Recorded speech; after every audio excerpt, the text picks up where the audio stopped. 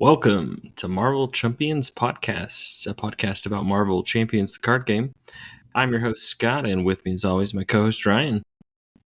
How we doing? Doing pretty good. Are you ready to talk about part 2 of Apocalypse? Yes. I think this is like the bigger part of the campaign boxes. You get 5 villains. Well, maybe 5 villains in this case. We see the villain or the heroes, and it's only 2 of them. But you get some pretty good value in the game with these campaign boxes with the scenarios. And This one's looking to be quite a doozy. Yeah, definitely with campaign boxes. The key is absolutely the campaign itself with those 5 villains. People are loving the campaigns. They're loving the new villains. I think the last 2 boxes have been pretty well received overall. So this will be a good way to hopefully cap off the Mutant Saga. Yeah, and it wouldn't be Mutant Saga without Age of Apocalypse. That's so true. It's pretty exciting. I am assuming this is the end. Kind of like Avengers. There were 3 boxes that focused on Avengers, the Infinity Saga. So I assume that's what's happening here too. So do you think they'll do like a transitional wave next wave like they did with Sinister Motives? Or do you think they'll go right into like another saga, quote unquote saga? I've been thinking about this, and it makes sense if there's like a transitional one like they did with Sinister Motives. It could be like an opening to do like random ones. Or, I mean, they could always go straight into their new one, but who knows? I do have... I don't know, should we hold off on speculation for future boxes? Yeah, maybe we'll share that for the end, I guess. Okay. We'll put a pin in it. Just pin it right there. All right, reboot. Got it. All right. I feel like this box is a little bit of like Guardians Most Wanted. I'll be honest with you. I have no idea who Drang was in the Sinister Motives. Not Sinister Motives. Jeez. Galaxy's Most Wanted. Wanted For everyone. Yeah, Galaxy Most Wanted. Like I had no idea who Drang was, so that was kind of like, okay, it's a dude and some aliens. I feel a little bit like that way with the first villain that they introduced. The first villain is, I'm assuming it's pronounced Eunice. I would think so. Eunice instead of Unus. Just no. Unus. Eunice. Eunice. Yeah, I don't think I've ever heard of him. No. Probably because he wasn't in the 90s cartoon. Right. Or maybe he was, and I just don't remember. He was that little squiggle in the background that you could barely see when they all ran into each other. That's right. There was one episode I remember from the 90s that it like went through several different like groups of mutants. And that's where you saw like Random and Comcast. Do you remember those? Yeah, I do. Like it was like a panel shot, and it was like a voiceover by Professor Xavier. He's like, "One day, mutants will live amongst all people." It was just like shots of random scenarios around the world. It was so they could make the toys of them. Right. Yeah. It's like, I got that one action figure that was in that one scene in that one episode for half a second. Sweet, Mom. Thanks. Yeah. So, but yeah, so far, Eunice, generally first villains, I'm assuming this is the first one, that's kind of how they do it, is a little bit more straightforward, user-friendly to kind of get you moving in the campaign. Just looking at him kind of seems that way, but there's a little bit extra with it. I will say I really like his mechanic, because I'm always like the Debbie Downer of like, oh, the villain gets permanent stalwart. Ugh. Or that one attachment's awful and you can't get rid of it. I like his mechanic that they've kind of implemented here. Yeah, so it looks like, I mean, of course he has a main scheme, and his main scheme Says it's got 11 threat and has a force response, so that after you resolve step 1 of the villain phase, place 1 threat on Gene Pool. And of course, if this scheme is completed, the game ends. So this is probably the only scheme. But Gene Pool is a permanent side scheme. We haven't seen those in a little bit, I feel like. We saw it in Project Wide Awake. It's okay, so 2 boxes back. That's far enough for me. Yep. And this one's interesting. So Gene Pool is a side scheme. Starts with a base of 4 threat. Permanent. It's also setup. I always like the good setup keyword. It makes it easy. Mhm. Force response after an ally is defeated by anything other than consequential damage. Place 3 threat here. So it's going up, and which makes sense because Eunice's like main thing is if there's a certain amount of threat on Gene Pool, he gets those bonuses. So if there's at least 3 on there, he gains Retaliate 1. If there's at least 6 on there, he gains Stalwart. And if there's at least 9 on there, he gains the whatever that's called, the Amplify icon. I can And never remember those names.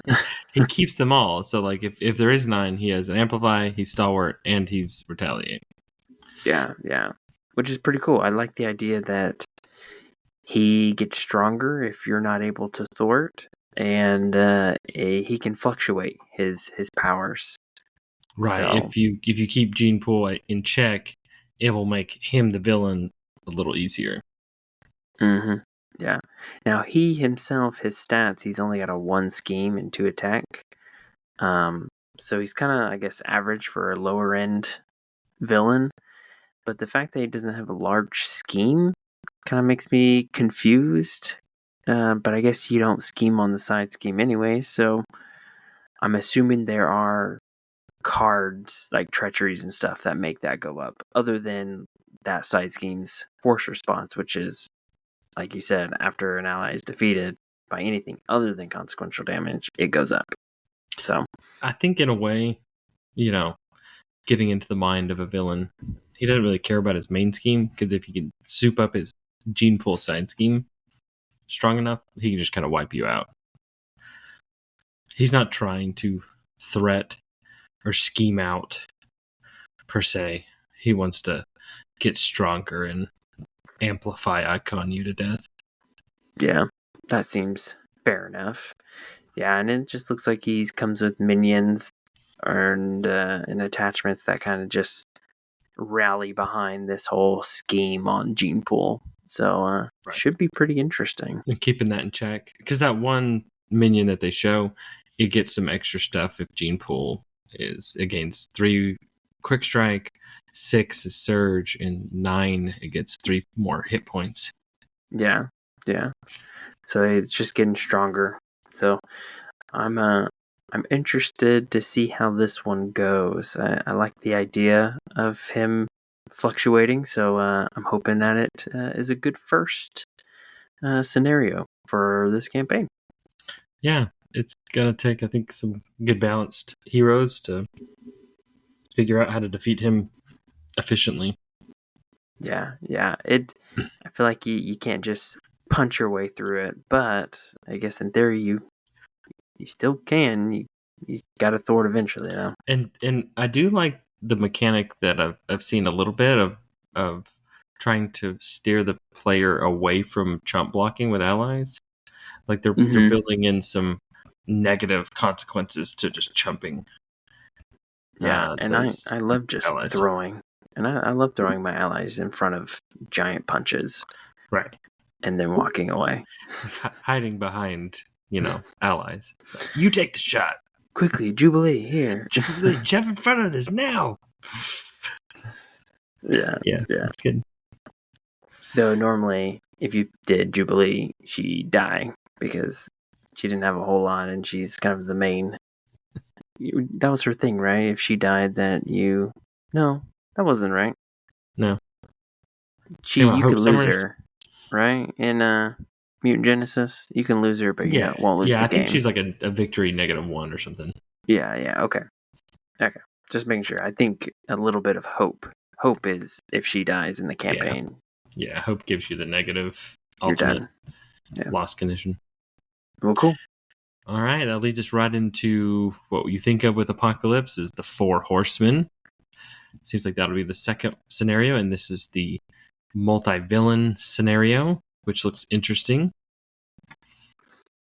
Multi-villain. Of course, for Horsemen, you've got yourself war, famine, pestilence, and death. Death looks scary, like his little mask, his skeleton mask.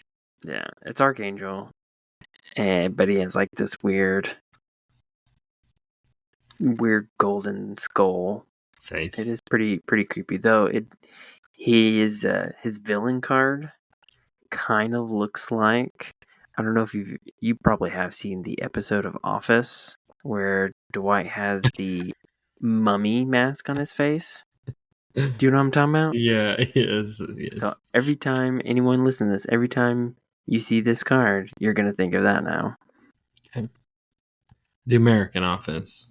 The American Office, correct.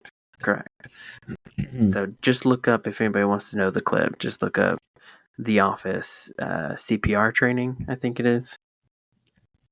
Pretty good. All right, let's see. Looks like you've got. They all have 9 per player hit points. Interesting. 2 of them are one scheme, 2 thwart, or sorry, 1 scheme, 2 attack, or they're 2 scheme, 1 attack. Jeez. And you have war, famine, pestilence, and death. They're all horsemen traded, except for death is Ariel. And they all have a forced response with their attacks, none with their schemes. War says after war attacks you, if he has at least 1 hit point, discard and upgrade your support you control. So an instant caught off guard is never fun. Famine says after famine attacks you, if she has at least 1 hit point, discard the top 10 cards of your deck. That's awful. Mm-hmm. Pestilence, after Pestilence attack you, if she has at least 1 hit point, treat your identities text box as if it were blank, except for traits, until the next villain phase begins. That's bad for Bishop. Can't use any of his abilities. Mm-hmm. And then Death says after Death attacks you, if he has at least 1 health, deal 1 damage to each character you control. So the information they gave does not come with the main scheme, but it sounds like it's similar in the aspect of the second scenario for Mad Titan Shadow with Corvus Glaive and what's-her-face? Tower Defense. Tower Defense, yep. Because I believe, maybe I'm wrong, is you can kill one, but they are not technically defeated until the other one is, right? Correct. So that was the other thing I left off on. Each of those, they share the same pretty much text. It says on each of their cards respectively, war cannot be defeated while another villain has at least 1 hit point. Yeah. And each of those has their respective name with that same phrasing. So you gotta take them all out before they stop harassing you. Right. I mean, I guess, yeah. So they're not truly defeated until they're all defeated at the same time. Yeah. It's not like as bad once you get into 0. The Wrecking Crew, where you just kind of slowly whittle them off and they leave the game. These could potentially become the active villain, because I think that was the other thing in the article. It said that there's only one of them active at a time. Yeah, so there's some type of active token. I think some of the other cards mention the active counter. So the question I have is, how does the active counter move about? Is it going to be like the one with the least amount of health, the most amount of health? Is it going to be constantly rotating every round? Who knows? I'm gonna make an assumption that it's gonna be on one of those 2 things, either most or least health. Interesting. Now, I have no doubt that there's going to be cards that fluctuate that, like make the active counter go to this villain, and then they activate against you or something like that. Right. Crazy. Well, one of the treacheries is Rough Riders. Rough Riders. Rough Riders. When revealed, resolve the force response on the active villain as if it has at least one hit point and attacked you. Move the active counter to the next villain and resolve its forced response the same way. Yikes. So even if their hit point dial is at 0, the Rough Riders makes them activate and pretend like they have at least one hit point. So their force response goes off. Because if you can get them all the way down to 0, their forced response won't activate when you activate, or it won't respond when they activate or attack you.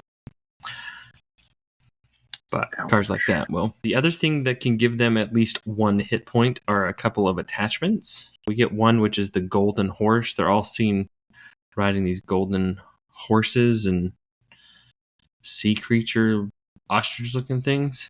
Mm-hmm. It says attached to the villain with the fewest hit points without aerial trait.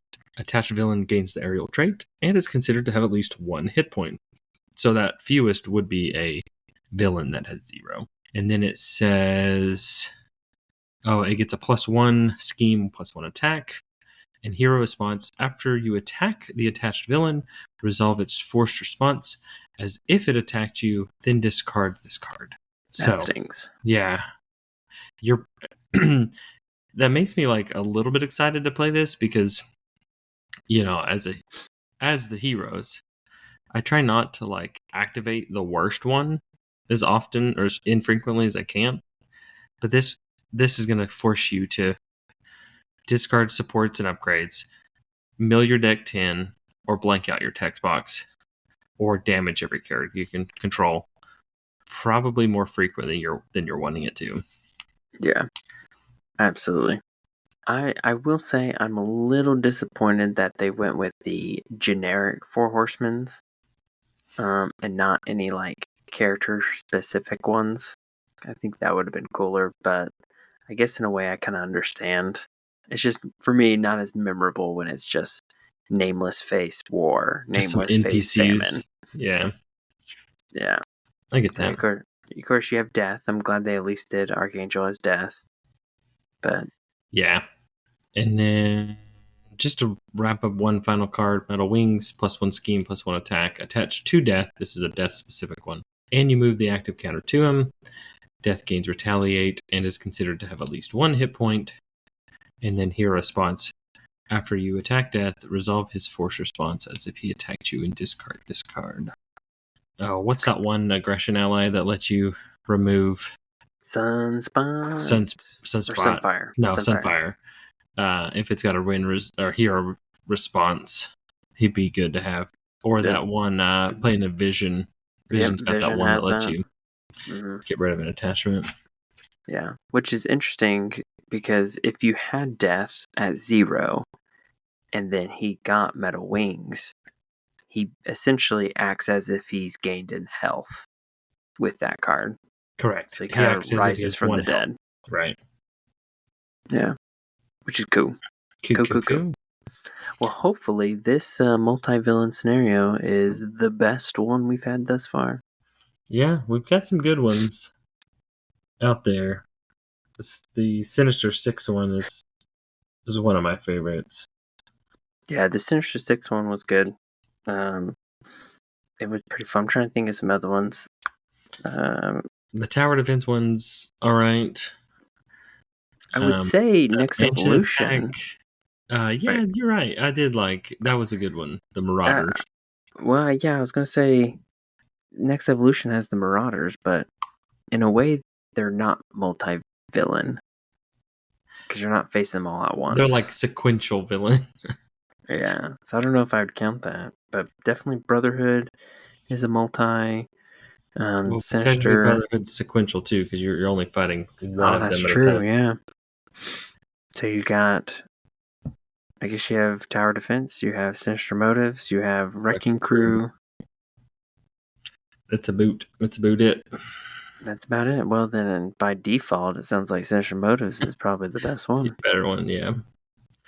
Yeah, well, hopefully this one will, make it Run for its money. Yeah, exactly. All right, and then what everybody came here for, star of the show, and what looks to be the third villain of the box. Yeah, so this is interesting. Are they trying to pull a Mad Titan Shadow, whatever? All right, Ryan. There's our preview. It's gonna be Hela and Loki at the end. It's Helen Loki again. That's right. Gotcha. Now, I think maybe we'll talk about it in a second, but I think there was a spoiler on the box, wasn't there? Yeah, we can talk about that a little later, but FFG kind of spoiled it by accident by themselves. Yeah, well, we all go through rough times. Sometimes it's in our teenage years, sometimes it's in the older years. The social media interns aren't perfect, okay? Bless their hearts. But do you know who does have a perfect social media expert or intern? Apocalypse. Apocalypse does. Have you seen his Facebook and his social media? His Instagram. Yeah. Yo, check it out. Age of Apocalypse. Yeah, he gets in a lot of Twitter battles online. I bet. So. I am the coolest mutant. So this one we've had to go over a couple times to try to figure out how this one works, but I think we've got it. I think. All right. Well, if you're so confident, why don't you start us off here? Okay, so I think to start off, we need to kind of talk about the main scheme / side schemes. So that's what I'm going to do. So he's got his main scheme, the Age of Apocalypse. And he's got the image is like a world engine from the Superman Zack Snyder. It's kind of weird looking.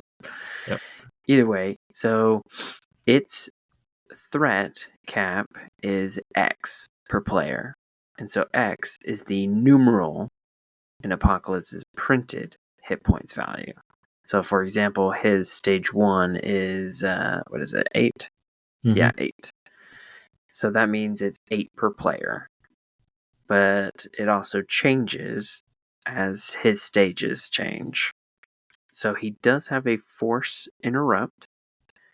When Apocalypse would be defeated, discard each attachment from him and heal all damage from him instead. Remove X threat from this scheme. So basically, when you defeat him, he just gets reset. And then you gotta do it all over again. So that doesn't sound fun. All right, well, riddle me this, Batman. So it has a threat threshold, but it doesn't say anything of if you max out that threshold, what happens? Not on the main scheme, it doesn't. Okay. But it does on the villain cards. All right. So shall we go ahead and talk about that, or should we move on to the side schemes? I think we should talk about Apocalypse. Maybe that'll answer my question. Yep. All right. Well, then I'll let you answer your own question by talking about Apocalypse. All right. Well, it was revealed that he has 4 stages: 1, 2, 3, and 4. Stage 1 is a 1 scheme 2 attack, mutant traded, has toughness, and he has a forced interrupt. When the main scheme is completed, remove all threat from it, ignoring any crisis icons. Flip this card and reveal Apocalypse 2. Ding, ding, ding, ding. So if it pops, you just move on to the next Apocalypse. Yeah. And it gets a higher threshold, and he looks like he gets a little tougher. Apocalypse 2 is a 2/2, 9 per player, steady toughness with the same interrupt, except for going to stage 3. And stage 3 is a 2 scheme 3 attack, steady in toughness still, with the same forced interrupt. And then Apocalypse 4 is a 3 scheme 3 attack, stalwart toughness. Apocalypse's attacks now gain overkill, and a forced interrupt. When the main scheme is completed, the players lose the game. So that is how you lose the game. Yikes. So, Ryan, do you think you play all 4 stages? I would say no, based off the cards that they revealed. But it does feel like this scenario is going to be a long one, or at least can be a very long one, personally. Because, I mean, you can't, the way you defeat him isn't your traditional way. Normally, you want to move on to the next stage and defeat that final stage, and you're done. But this one, it doesn't do that. It just resets and keeps going. So you don't think it's 1 through 4 always? I don't think so. See, I tend to think it is, because that last card says forced interrupt. When the main scheme would be completed, the players lose the game. None of those other cards have that forced interrupt. Correct. And if you're thinking like it's like for standard is 1, 2, 3, and then for expert it's 2, 3, 4 or something. So let me explain, my young Padawan. Okay. Similar to Hela, this scenario, you've got to get through some side schemes. You got to go through the story. So I believe the first one is going to be Heart of the Empire. And it's got some stuff relating to different type of minions. But the key part on here is says the first player reveals, when defeated, the first player reveals a random set aside prelate minion. Deal each other player a counter card. Flip this card over. I assume, based off the cards they revealed, it switches to the Towering Citadel. And I should mention the Heart of the Empire has an acceleration token. The Towering Citadel has 2 acceleration tokens. Icon. And that one also has a when defeated. The first player does some stuff. And this has revealed the Tyrant's Throne side scheme and remove this card from the game. So now let's jump into another side scheme, the Tyrant's Throne, which has 3 acceleration tokens. Does some stuff revolving prelate minions. And again, it says when defeated, blah, blah, blah, blah, some minion stuff and counter cards. Flip this card over and reveal no longer worthy. And that, I think, it is how you defeat the villain, and why I think you don't have to go through all the stages. But see, my only thing with what I was pointing out is you can't lose with only 1, 2, and 3. Correct. Yeah, it's almost like an infinite loop. Right. In theory. Which makes me tend to believe that you're going to be playing all 4 to get through this. Yeah. The way you lose in this scenario, in my opinion, is you either die or live long enough to see yourself become the villain. No, either he's just going to kill you or you're just going to thwart out long enough until he gets to the 4th and then he beats you. Because no longer worthy says it's a condition attachment. You attach it to Apocalypse and he heals 5 per player hit points. He cannot take damage while there's a prelate minion in play. You ignore the force interrupt on the main scheme, which talks about when he's defeated, discard each attachment, heal him, reset it, and all that. Then it says when Apocalypse is defeated, the players win the game. Right. Now, hold on here. Hold on, Jack. I have a thought. I need to work through this here. It says ignore the force interrupt on the main scheme.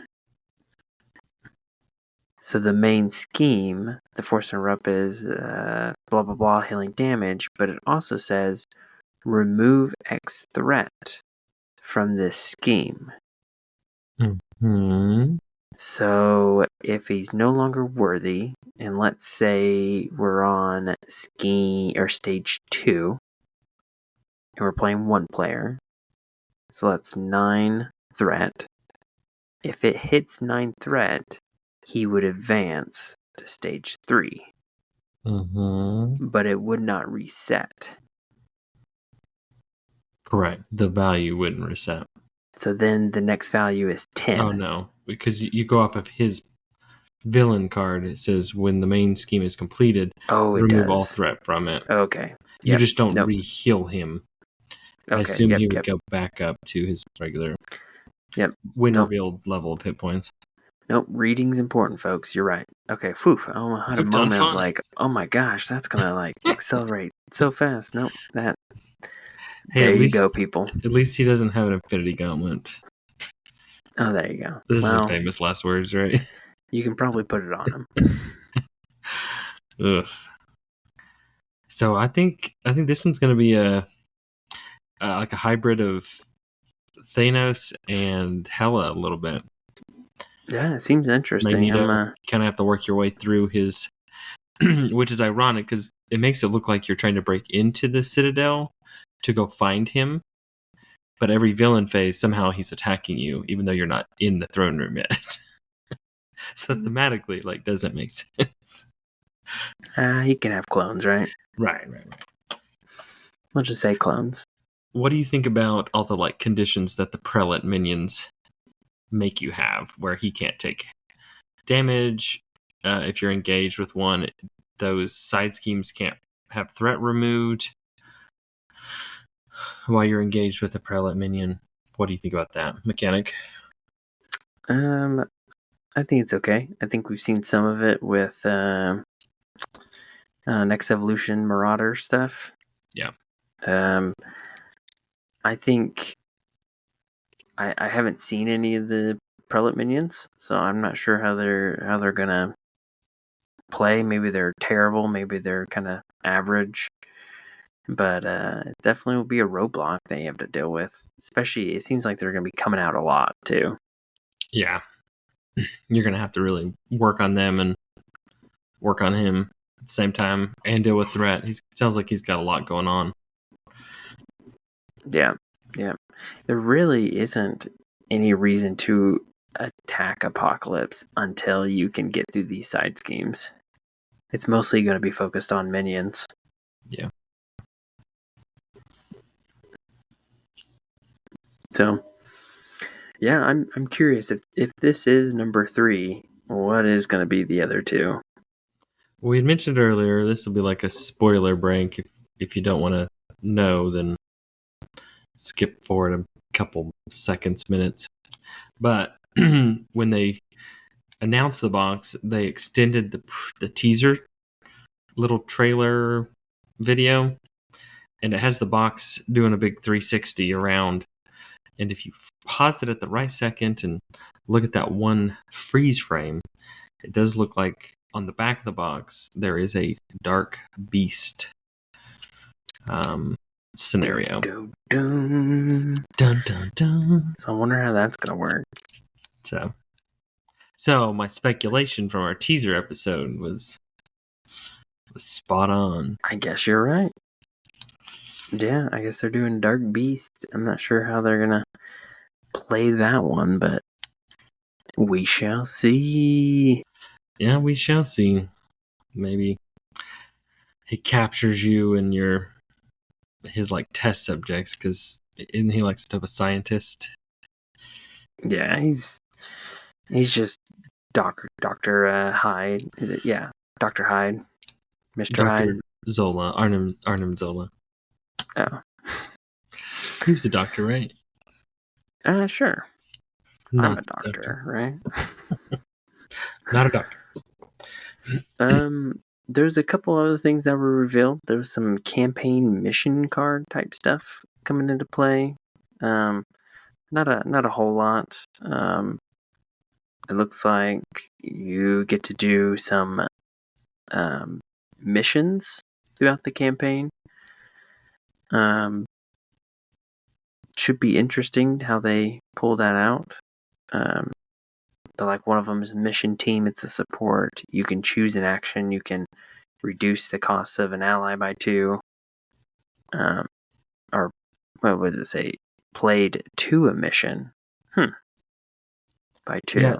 So what it looks like is there's a couple side schemes that are mission cards, and you send allies off to them to put counters on them to complete the mission. And then they also revealed a Sugarman minion, and It's disturbing. yeah, he's victory 5, and it says cannot take damage while another minion is at the mission. Mission response after you discard cards, heal 3 damage from Sugar Man for each physical resource discarded. So I guess you're doing things to try and defeat him, maybe? I'm not exactly sure. But yeah, this is interesting. my question to you is, he's got a victory 5. Do you think this will be the first box that we've seen in a while that goes back to some type of market point purchasing? Or was it Sinister Motives? When you got victory points, you kind of sped through their hierarchy of benefits as you went down?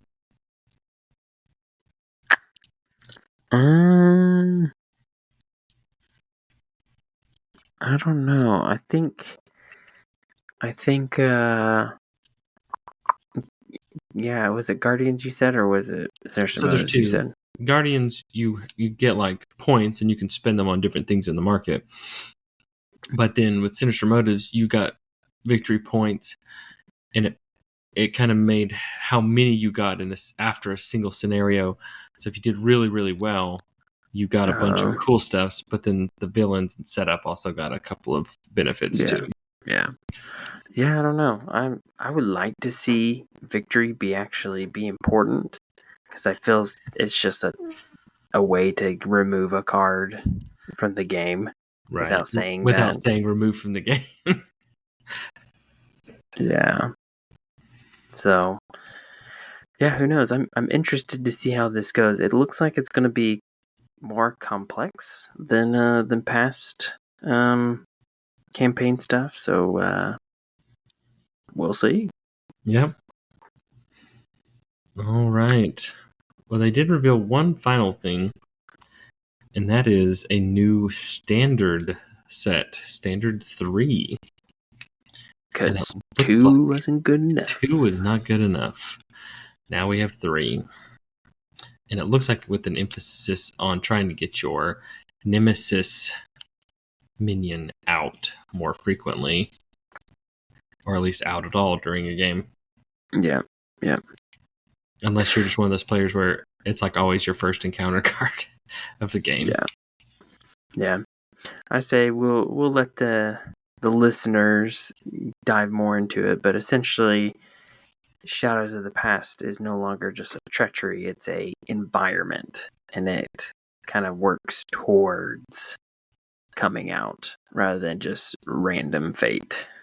Yeah, and then the set itself has some treachery cards that add tokens, which plays into how you get that environment to flip. Yeah. So should be interesting. I like what do you call them, Nemesis? But I will say I don't always like it when they come out. Some of them are pretty brutal. Some of them are pretty brutal. Yeah. So that basically wraps up all the cards. Yeah.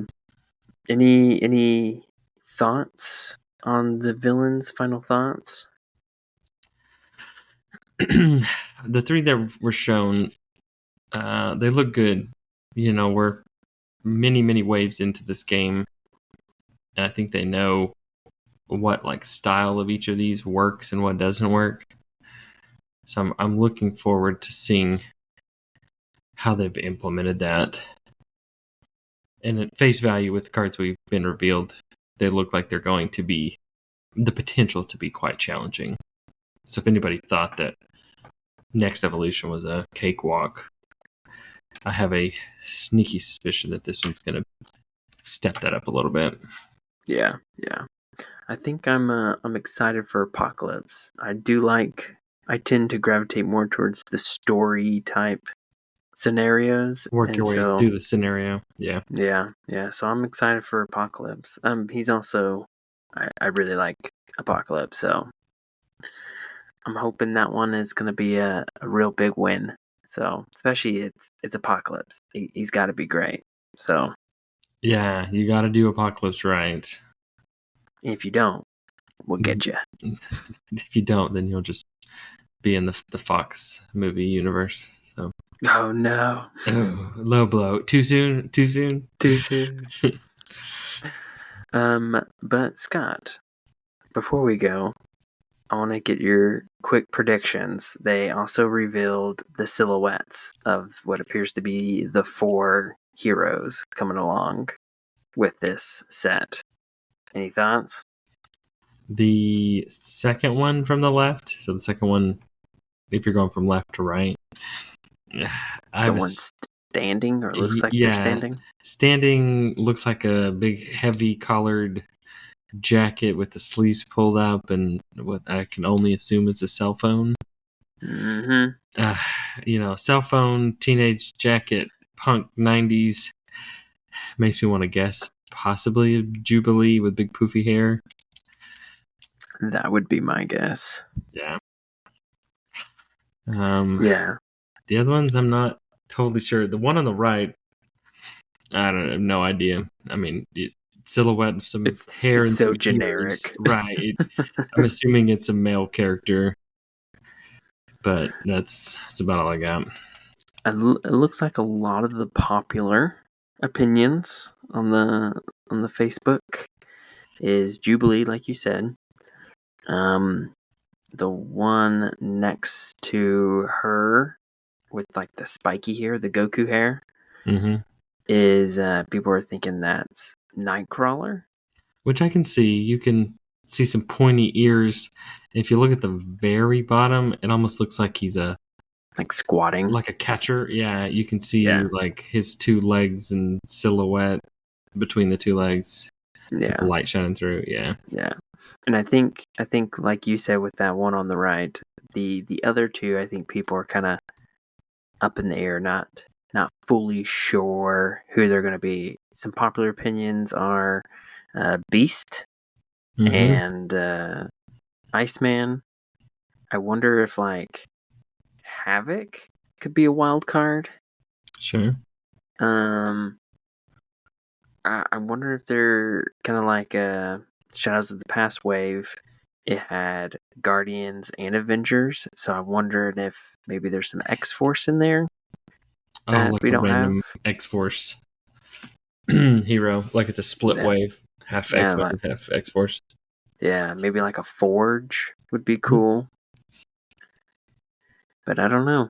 I think everyone's pretty confident with the Jubilee and Nightcrawler, so we'll see what the other 2 are. Sounds good. I wonder how they'll pair them. If they'll do like 1 and 2 and 3 and 4, or they're like 1 and 4 and 2 and 3, or 1 and 3 and 2 and 4 with releases. Who knows? Who knows? Who knows? Only the great FFG. The guy on the very far right could be Gold Balls. Oh, a Gold Balls hero. There it is. It's Gold Balls. So, well, good. I'm excited. I'm really excited about this box. I'm really hoping it sticks its landing perfectly. I hope it's the best out of the mutant trilogy, unless they do a 4th mutant, which would be cool too. Right. I think if they did a 4th mutant, it's going to be down the road. Many, many waves down the road. Okay. All right. My personal opinion. Do almost do 3, do a side mission, and then do another 3 wave. Is that what the consistency appears to be? It's what it looks like it's been, but with those 3 wave kind of trilogies, you've got to find some team or something that's going to give you consistent, products for those 3 waves. Yeah. I mean, I have my theories. I have a pretty big controversial. It's not controversial at all, but not at all. I have my theories. We'll have to talk about it. All right. Well, I'm going to take your pen out. Is there something you wanted to talk about before we close here? I think I'll just dangle the carrot in front of the fans, and we'll have to talk about it another time. All right. I'll put a pin back in it. All right. Thanks for listening. If you want to tell us your thoughts about the Age of Apocalypse campaign box and your thoughts on the heroes or villains that have been revealed, we would love to hear your feedback. You can reach us at marvelchampionspod@gmail.com. And as always, if you want to go from a chump to a champ, listen to the Marvel Champions podcast. Thanks. You're welcome.